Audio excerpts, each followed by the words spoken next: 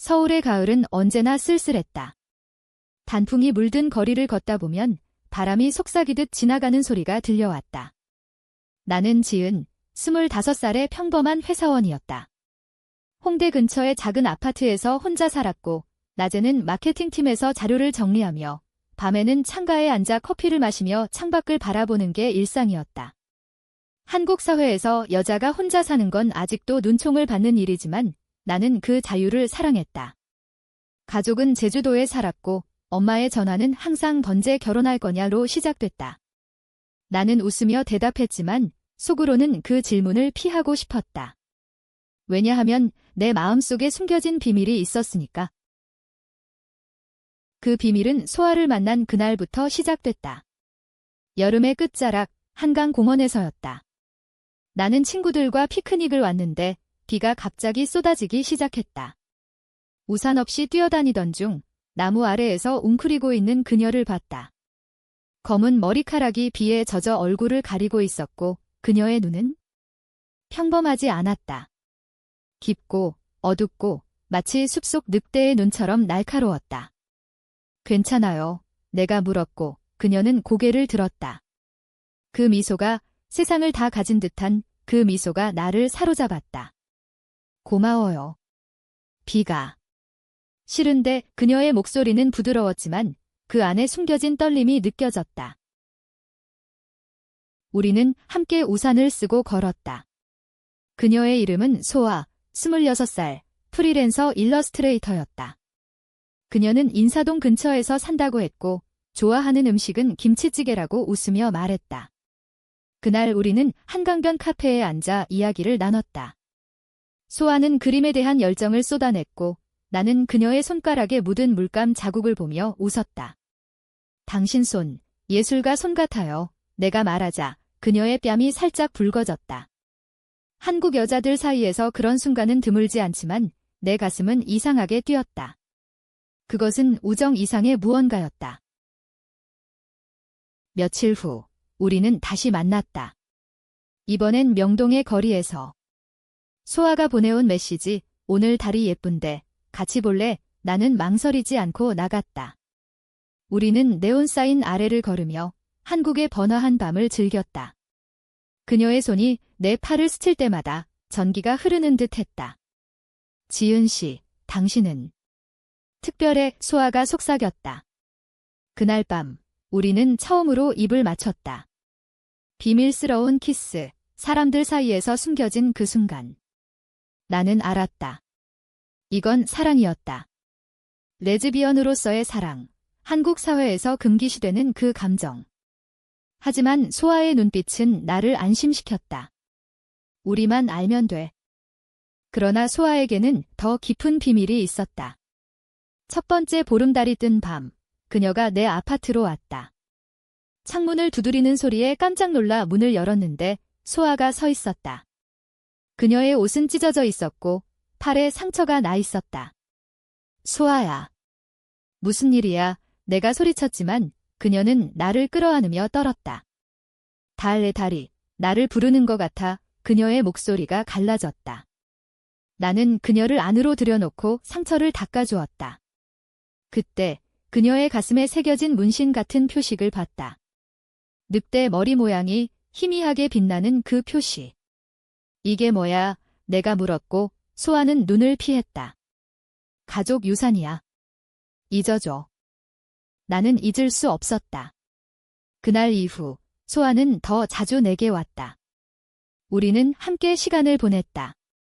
주말에 남산타워에 올라 서울의 야경을 보며 그녀의 머리를 기대고 누웠다. 소아는 한국 전통 동화를 들려주었다. 옛날에 산속에 사는 늑대 처녀가 있었어. 그녀는 달을 사랑했지만 그 사랑 때문에 영원히 홀로 지내야 했지. 그녀의 이야기는 로맨틱했지만 어딘가 슬펐다. 나는 그녀를 안으며 속삭였다. 너는 홀로 아니야? 나 있잖아. 하지만 갈등이 시작됐다. 소아의 가족이 문제였다. 그녀는 제주도 출신으로 보수적인 집안이었다. 엄마가 나한테 결혼 얘기를 해. 소아가 한숨을 쉬며 말했다. 나는 질투가 났지만 웃으며 말했다. 언젠가 우리도 가족이 될 수 있을 거야. 그러나 소아의 표정은 어두웠다. 그리고 그 보름달 밤, 다시 그녀가 창가로 왔다. 이번엔 더 늦은 시간, 새벽 3시. 나는 잠에서 깨어 창문을 받고 소아의 형상이 보였다. 그녀의 눈이 황금빛으로 빛났다. 지은아. 도와줘. 통제할 수 없어. 그녀가 속삭였다. 나는 문을 열었고 그녀를 안았다. 그 순간 그녀의 피부가 뜨거워지며 손톱이 내 팔을 긁었다. 피가 흘렀다. 소아야. 이게 무슨 일이냐는 공포에 질렸다. 소아는 울며 말했다. 난 늑대 인간이야. 조상 때부터 내려오는 저주. 달이 뜰 때마다 이 표식이 깨어나 나는 믿을 수 없었다. 한국 민속에서 늑대 인간 이야기는 드물지만 그녀의 눈빛은 진실을 말하고 있었다. 왜 나한테 왔어? 내가 물었고 소아는 내 손을 잡았다. 당신이 내 유일한 피난처니까? 사랑하니까. 그 말에 내 눈물이 흘렀다. 우리는 서로를 안고 밤을 보냈다. 하지만 그날부터 내 마음속에 두려움이 싹텄다. 사랑과 공포, 그 경계에서 우리 관계는 더 깊어졌다. 시간이 흘러 겨울이 왔다. 서울의 눈은 아름다웠지만 추위는 우리의 마음을 더욱 얼어붙게 만들었다. 소아와 나는 더 가까워졌다. 낮에는 카페에서 데이트를 했고 밤에는 내 아파트에서 영화를 봤다. 그녀가 좋아하는 건 한국 로맨틱 코미디, 클래식처럼 감성적인 영화였다. 이 장면 봐. 비가 오는데 키스하는 거 우리 같지? 소아가 웃으며 말했다. 나는 그녀의 코를 톡톡 치며 대답했다. 우리 건 더 로맨틱해. 늑대와 공주니까. 하지만 보름달은 매번 우리를 시험했다. 두 번째 변신 후 소아는 약해져 있었다. 이 표식 때문에. 통제가 안 돼. 제주도에 가서 주술사를 찾아봐야 할지도 몰라. 이 그녀가 말했다. 나는 고개를 저었다. 혼자 가지 마. 나도 갈게. 우리는 함께 제주도로 떠났다. 비행기에서 소아의 손을 잡고 창밖 바다를 봤다. 제주도는 한국의 낭만적인 섬, 검은 현무암과 푸른 바다가 어우러진 곳. 우리는 한라산 기슭의 작은 민박에 머물렀다. 주술사는 할머니였다. 소아의 집안과 먼 친척이라고 했다. 그녀는 우리를 맞이하며 차를 끓여주었다. 제주 특산의 감귤차, 그 향기가 방을 가득 채웠다. 소아야, 그 표식은 옛날 산신의 저주야. 달이 뜰 때 늑대가 깨어나는 거지? 사랑하는 사람의 피로 풀 수 있다던데 할머니가 말했다. 나는 소아를 봤다. 그녀의 눈에 공포가 스쳤다. 피제 피 말인가요? 내가 물었고 할머니는 고개를 끄덕였다. 하지만 위험해. 늑대가 통제되지 않으면 사랑하는 사람을 해칠 수 있으니까. 그날 밤 제주도의 보름달 아래 우리는 해변에 섰다. 소아의 변신이 시작됐다. 그녀의 몸이 떨리며 털이 돋아나고 눈이 황금빛으로 변했다. 지은아. 도망쳐. 소아가 소리쳤지만 나는 달려가 그녀를 안았다. 안 도망칠 거야. 사랑하니까. 그녀의 발톱이 내 팔을 스쳤지만 나는 피하지 않았다. 변신이 끝난 후 소아는 늑대 모습으로 내 발치에 엎드려 울었다. 나는 그녀의 털을 쓰다듬었다. 괜찮아. 우리는 이겨낼 수 있어? 제주 여행은 우리를 더 단단하게 만들었다. 돌아와 서울에서 우리는 일상을 이어갔다. 소아는 내게 한국 전통 음식을 해주었다. 비빔밥을 만들며 이건 제주 스타일이야. 고추장 듬뿍 넣어서 매워. 그녀가 웃었다. 우리는 함께 송년회를 보냈다. 홍대의 클럽에서 춤을 추며 한국 팝송을 불렀다. 하지만 사회의 시선은 여전했다. 친구 하나가 우리를 보고 속삭였다. 둘 다 여잔데. 이상하지 않아. 그 말에 소아의 손이 떨렸다. 나는 그녀를 끌어안고 말했다. 우린 이상하지 않아. 그냥 사랑하는 거야. 그러나 갈등이 깊어졌다. 소아의 가족이 서울로 왔다. 그녀의 엄마는 보수적인 여성, 교회에 다니는 사람이었다. 소아야, 내가 왜 혼자 사냐? 좋은 남자 소개시켜줄게, 엄마가 말했다. 소아는 나를 숨겼다. 엄마, 나 아직 준비 안 돼서. 하지만 나는 상처받았다. 왜 나한테 말 안 해? 우리 관계 숨길 거야. 내가 울며 물었고 소아는 사과했다. 미안해. 한국에서 레즈비언이면 가족이 무너질 수 있어? 나도 두려워. 그 겨울 세 번째 보름달이 왔다. 소아는 미리 약을 먹었다. 할머니가 준 한약, 변신을 늦추는 거라고. 하지만 효과가 없었다. 그녀가 창가로 왔을 때 이미 늑대 모습이었다. 창문을 뚫고 들어오려 했고 나는 문을 잠갔다. 소아야. 진정해. 내가 소리쳤지만 그녀의 울음소리가 들렸다. 새벽에 변신이 풀린 소아가 문 앞에 쓰러져 있었다. 미안. 해칠 뻔했어. 그녀가 흐느꼈다. 나는 그녀를 안고 울었다. 사랑은 아름다웠지만 이 저주는 우리를 갈라놓고 있었다. 봄이 왔다. 벚꽃이 피는 서울거리는 로맨틱했지만 우리 마음은 여전히 추웠다. 소아와 나는 관계를 재고했다. 이 저주 때문에. 헤어지는 게 나을까? 소아가 물었고 나는 고개를 저었다. 안 돼. 함께 싸우자. 우리는 상담소를 찾았다. 서울의 LGBT 센터. 그곳에서 비슷한 사람들을 만났다. 한국 사회는 변하고 있어? 하지만 아직 길고 험해. 상담사가 말했다. 우리는 서로의 손을 잡고 이야기를 나눴다. 소아의 과거를 알게 됐다. 그녀는 고등학교 때 첫사랑을 잃었다. 그 사람도 여자였고 사회의 압력으로 자살했다. 그때부터 늑대가 더 강해졌어. 슬픔이 표식을 깨우는 것 같아. 나는 소아를 더 사랑하게 됐다. 그녀의 취약함이, 그 강인함이, 우리는 여의도 공원에서 산책하며 미래를 꿈꿨다. 언젠가 제주에 작은 집을 짓고 살자. 늑대가 자유롭게 달릴 수 있는 곳. 소아가 말했다. 나는 웃으며 좋아. 그리고 김치전 골목집 열자. 우리는 키스했다. 벚꽃잎이 우리를 감쌌다. 하지만 행복은 오래가지 않았다. 소아의 친구, 민준이가 나타났다. 그는 소아의 옛 연인이었고 이제는 그녀를 되찾으려 했다. 소아야, 너 아직도 그 이상한 거 믿어. 나랑 결혼하자. 정상적으로 살 수 있어. 민준이가 말했다. 소아는 거절했지만 민준이는 포기하지 않았다. 그는 나를 조사했다. 내 아파트로 찾아와 문을 두드렸다. 너 때문에 소아가 망가져. 레즈비언. 웃기지 마. 한국에서 그건 병이야. 그의 말에 나는 분노했다. 소아는 행복해. 당신이 끼어들지 마. 하지만 민준이는 소아의 가족에게 알렸다. 엄마가 다시 서울로 왔고 이번엔 소아를 데려가려 했다. 이 집에서 나가. 그런 여자랑 어울리지 마. 엄마가 소리쳤다. 소아는 울며 말했다.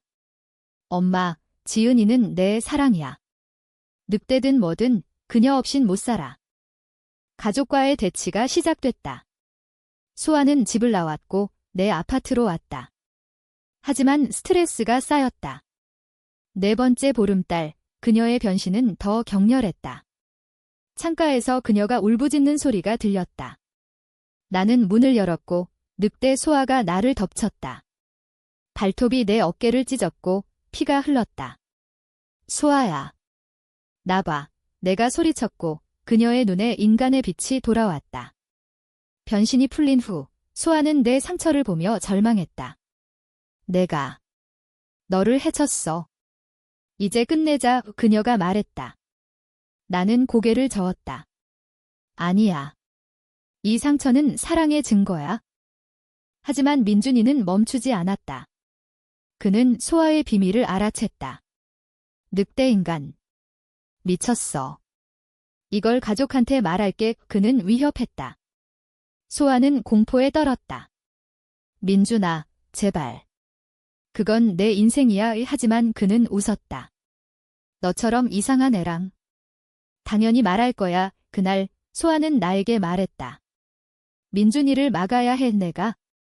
직접 갈게 나는 걱정했지만 그녀를 믿었다. 소아는 민준이를 만났다. 홍대 술집에서. 포기해. 지은이를 건드리지 마 소아가 말했다. 하지만 술에 취한 민준이는 소아를 때렸다. 너 같은 게 그의 주먹이 소아의 뺨을 쳤다. 소아는 울며 집으로 왔다. 얼굴에 멍이 들었다. 나는 분노하며 포옹했다. 내가 지켜줄게 하지만 그 사건 후 소아의 표식이 더 밝아졌다. 스트레스가. 변신을 앞당겨 그녀가 말했다. 우리는 도망칠 계획을 세웠다. 부산으로, 바다 쪽으로. 거기서 새 출발하자 하지만 민준이는 추적했다. 그는 우리를 따라 부산으로 왔다. 호텔에서 기다리던 그는 문을 두드렸다. 소아야, 나랑 가자. 지은이는 버려. 부산의 여름은 더웠다. 바다 바람이 불어왔지만 우리 마음은 여전히 폭풍이었다. 우리는 해운대 호텔에 숨었다. 소아와 나는 방 안에서 서로를 안고 밤을 보냈다. 여기서 늑대가 자유로울까? 소아가 물었고 나는 등 바다처럼 넓게 라고 답했다. 우리는 해변을 걸었다. 부산의 야경, 불꽃놀이가 터지는 그 밤 소아의 손을 잡고 춤을 췄다. 한국의 여름 축제처럼 우리의 사랑도 화려했다. 하지만 민준이는 포기하지 않았다. 그는 호텔 로비에서 우리를 기다렸다. 소아야, 가족이 다 알아. 내 비밀도. 이제 끝이야. 소아의 얼굴이 창백해졌다. 어떻게? 알았어. 민준이는 핸드폰을 보여주었다. 할머니의 일기를 훔쳐 사진 찍은 거였다. 늑대 인간. 가족이 창피해 죽을 거야. 나랑 결혼하면? 숨겨줄게. 그의 제안은 독이었다. 소아는 나를 봤다. 눈빛에 갈등이 스쳤다. 지은아. 미안해. 그녀가 속삭이고 민준이를 따라 나갔다. 나는 얼어붙었다. 배신. 아니, 공포였다. 소아는 가족을 지키기 위해 희생하려 했다. 그날 밤, 소아는 돌아오지 않았다. 나는 미치도록 불안했다. 부산 거리를 헤매며 그녀를 찾았다. 광안대교 아래 그녀를 봤다. 민준이와 함께 그는 그녀의 팔을 잡고 있었다. 소아야.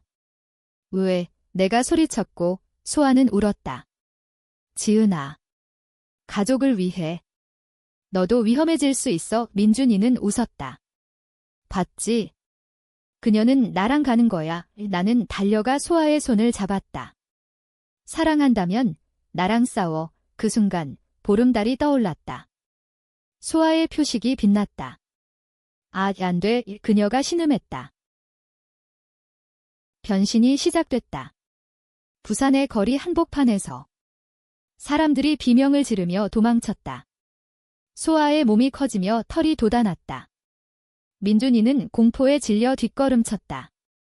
이게 뭐야? 늑대 소아가 그를 노려봤다. 나는 소아 앞에 섰다. 소아야, 나 봐, 나 여기 있어. 그녀의 황금 눈이 나를 봤다. 인간의 빛이 돌아왔다. 하지만 민준이는 도망치며 경찰에 신고했다. 괴물이야. 소아가. 늑대야. 우리는 도망쳤다. 소아와 나는 택시를 타고 서울로 돌아갔다.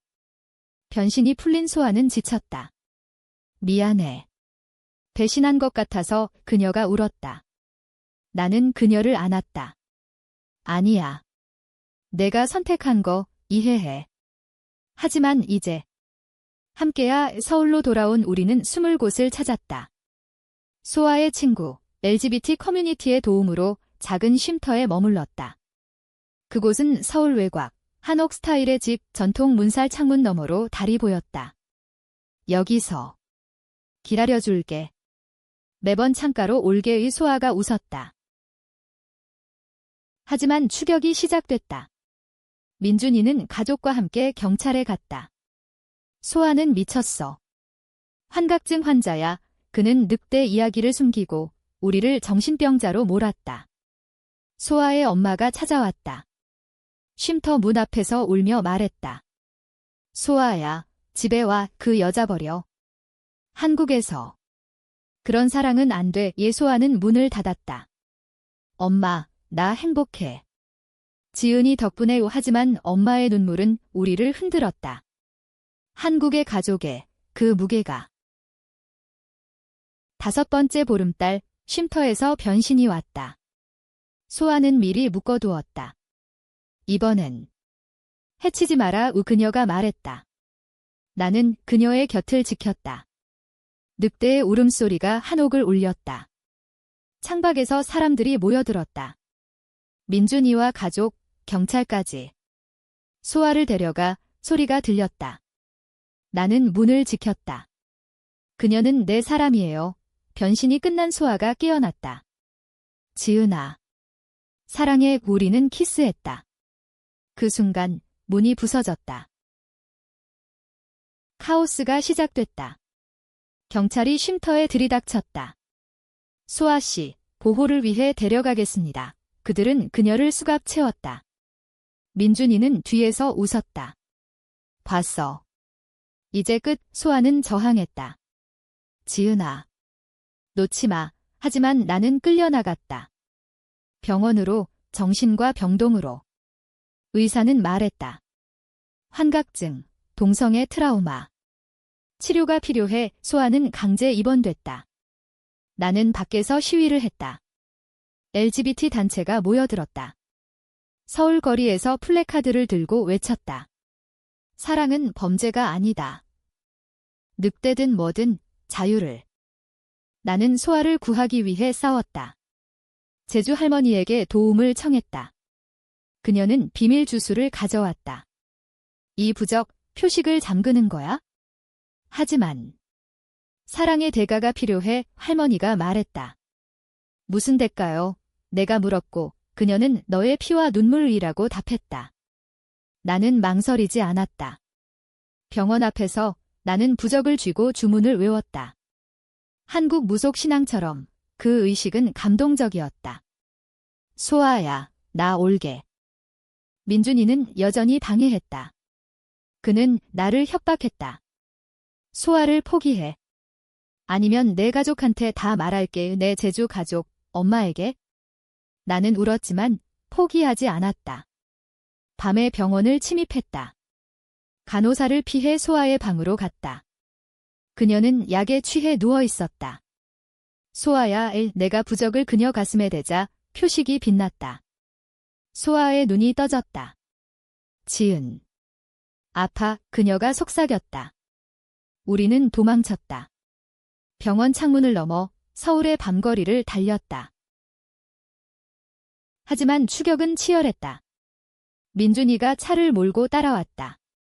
멈춰. 그의 차가 우리를 치려했다. 소아가 나를 밀치고 앞에 섰다. 그 순간 달이 떠올랐다. 6번째 보름달. 소아의 변신이 폭발했다. 늑대가 민준의 차를 막아섰다. 그는 비명을 지르며 도망쳤다. 괴물, 소아의 늑대가 포효했다. 나는 그녀를 불렀다. 소아야. 돌아와. 황금 눈이 나를 봤다. 변신이 멈췄다. 부적이 효과를 봤다. 소아는 인간으로 돌아와 쓰러졌다. 우리는 한강 다리 아래 숨었다. 소아의 상처를 닦아주며 나는 울었다. 이제 어떻게 해? 소아가 말했다. 함께. 영원히. 우리는 약속했다. 하지만 가족과 사회의 압력이 컸다. 소아의 엄마가 찾아왔다. 이번엔 무릎 꿇고 울었다. 소아야. 용서해. 나도 몰랐어. 내 고통을. 한국의 효도, 그 감정이 우리를 감쌌다. 엄마는 민준이를 쫓아냈다. 그 애가 다 망친 거야? LGBT 커뮤니티의 도움으로 우리는 새 삶을 시작했다. 소아의 표식은 부적으로 잠겼지만 완전한 치유는 아니었다. 매 보름달 그녀는 약해졌다. 하지만 우리는 서로를 지켰다. 제주로 돌아가 작은 집을 지었다. 한라산 아래 바다를 보며 소아는 그림을 그렸다. 늑대와 공주의 이야기, 우리의 이야기. 나는 카페를 열었다. 김치찌개와 커피, 손님들에게 우리의 사랑을 나누었다. 시간이 흘러 가을이 다시 왔다. 제주의 바람은 부드러웠다. 소아와 나는 창가에 앉아 달을 봤다. 기억나. 서울에서 처음 창가로 왔던 그날 소아가 웃었다. 나는 고개를 끄덕였다. 응, 그때부터. 운명이었어. 표식은 여전했지만 이제 두려움이 아니었다. 사랑의 일부였다. 우리는 결혼식을 올렸다. 한국식 한복을 입고. 가족이 왔다. 엄마가 울며 축복했다. 행복해라. 내 딸아 이민준이는 사라졌다. 소문에 따르면 그는 후회하며 멀리 떠났다고. 우리 삶은 평범해졌다. 하지만 로맨틱했다. 아침에 소아가 깨우며 키스하고 저녁에 제주 해산물로 저녁을 먹었다. 보름달 밤, 소아가 약해지면 나는 그녀를 안고 노래를 불렀다. 한국 민요, 아리랑. 아리랑 아리랑 아라리요. 그 노래에 소아의 눈물이 흘렀다. 너 때문에. 늑대도 인간이 됐어. 그녀가 말했다. 한 해 후, 소아의 그림이 전시됐다. 서울 갤러리에서. 늑대의 표식이라는 제목. 관객들은 감동했다. 이건 사랑 이야기인가 봐. 누군가 속삭였다. 나는 뒤에서 지켜봤다. 소아가 무대에 서서 말했다. 이 그림은 제 사랑에게 바칩니다. 한국 사회가 우리를 용납하지 않아도 사랑은 영원해요. 박수가 터졌다. 변화의 시작이었다. 그러나 비극도 있었다. 표식이 완전히 사라지지 않아 소아는 가끔 고통스러워했다. 어느 보름달 밤 그녀가 다시 변하려 했다. 지은아. 이번엔 끝날지도 몰라. 이 그녀가 말했다. 나는 부적을 쥐고 주문을 외웠다. 하지만 효과가 약해졌다. 소아의 몸이 떨렸다. 사랑해. 영원히 그녀의 마지막 말. 나는 울며 그녀를 안았다. 변신이 멈췄다. 하지만 그녀의 심장이 약해졌다. 병원으로 실려간 소아, 의사는 말했다. 저주가 심장을 갉아먹었어요. 시간이 없어요. 나는 포기하지 않았다. 할머니의 마지막 주술, 내 피를 섞은 약을 만들었다. 제주숲에서 의식을 치렀다. 소아의 가슴에 주사했다. 달이 지는 새벽, 소아의 눈이 떠졌다. 지은. 살아있어. 그녀가 미소 지었다. 기적이었다. 표식이 희미해졌다. 완전한 치유는 아니지만 우리는 살았다. 결말은 인간적이었다. 사랑은 고통을 이겼다. 우리는 제주에서 늙어갔다. 손녀딸에게 이야기를 들려주었다. 옛날에 늑대 처녀가 있었어.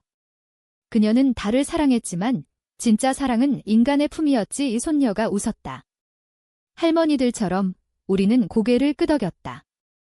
한국의 바다 앞 창가에 앉아 달을 보며 그녀가 올 때마다 이제는 평화로웠다. 사랑은 표식처럼 영원히 새겨진다. 우리처럼.